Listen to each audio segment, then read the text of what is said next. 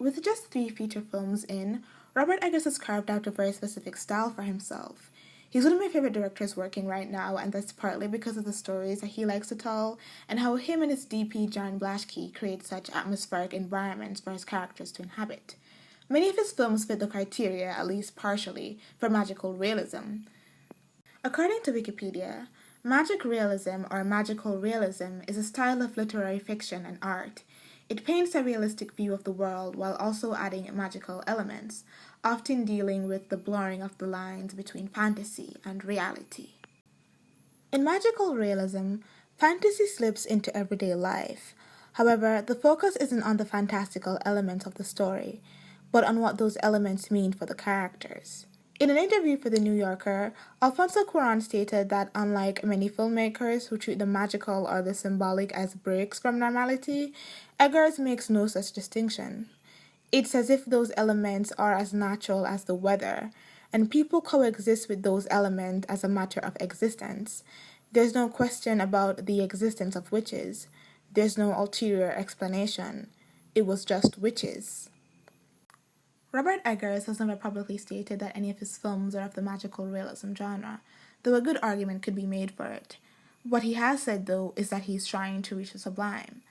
In an interview for The Guardian, Eggers has stated, quote, "In all my work, and I'm not saying I'm succeeding in this, but I am trying to reach the sublime. So I suppose that's why I'm interested in these periods of history. There are no Viking atheists. There are Valkyries and giants and trolls. And sometimes people get put off that they're in these sagas that are supposed to be naturalistic. And I'm like, yeah, but they believe that this was real. It's naturalistic to them." End quote. Sublime experiences, whether in nature or in art, inspire awe and reverence and an emotional understanding that transcends rational thought and words or language. For Romantics, the sublime is a meeting of the subjective internal and the objective external. We allow our emotions to overwhelm our rationality as we experience the wonder of creation. Longinus' work on the sublime from the 1st century AD, he uses scripture from Genesis and stories about Greek gods and heroes as examples of sublime writing. Longinus defines the sublime as a kind of loftiness and excellence in language, raising the style of the ordinary language. It is elevated, and its main ingredient is derived from passion. Philosopher Edmund Burke had a slightly different approach. He defined the sublime as a mixture of fear and excitement and terror and awe. He placed a great emphasis on the terror and ugliness of it, even stating that what made something sublime was the possibility of pain. It is terror that is the main ingredient.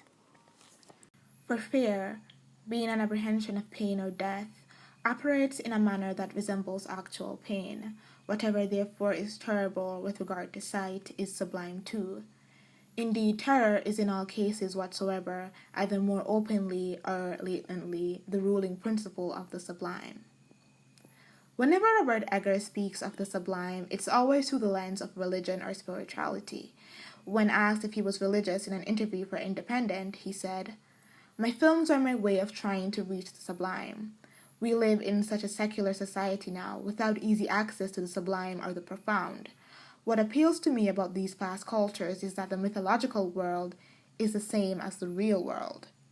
What is it in the 21st century that draws you to old myth? Probably the commercial, secular,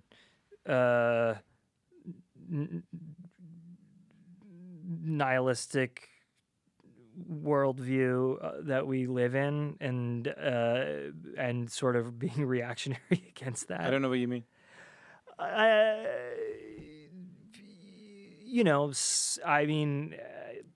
Numbers are the gods, and there's not a lot of magic and mystery, and in the creative world, in the storytelling world, where we can look to the higher powers, whatever they may be, is in science fiction movies that push the boundaries of philosophy and belief.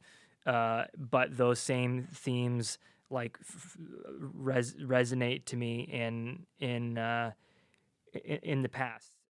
The sublime can be easily tied to the spiritual or the metaphysical. After all, words like higher state, elevated, transcendent, awe-inspiring, and exalted are all tied to the definition of the sublime. These are also words religious and spiritual people use when describing their connection to a higher power. The Enlightenment saw stress for rationality and reason over faith and traditional doctrine. Questioning authority, openness, and having a healthy dose of religious skepticism were things that were being normalized in society. Reason was valued over spirituality. As a reaction to the rationalism of the Enlightenment, the Romantics took back the opposite approach, stressing intuition, a oneness with nature, and a love for the mystical and supernatural. Many Romantics began to create sublime art as a response to the meaningless in the world. Romanticism focused on human emotions and viewed art and nature as holy, even sacred. In many ways, Robert Eggers' views mirrors the Romantics. There is a reverence for the past and mythology and a sort of apathy towards our modern consumer secular culture. Eggers frequently talks about the sublime and his interest in religion and mythology. His characters are usually fervently religious or at the very least superstitious. This lack of secularism sets the stage for his attempt at creating sublime art. Magic is a theme ever present in his movies. Witches, familiars, curses, and possessions are essential to the narrative of some of his films, which manage to be both ethereal and grounded. He is known for his painstaking approach to historical accuracy, which he says grounds both him and the film. He has worked with historians since his debut film to make the most period-accurate versions of his films. Period-accurate techniques are used for the costumes and production designs. In The Lighthouse, every building seen on screen was built for the film. Production designer Craig Lathrop built the lighthouse with the aid of a manual called Instructions to a Lightkeeper 1881 to keep it period accurate.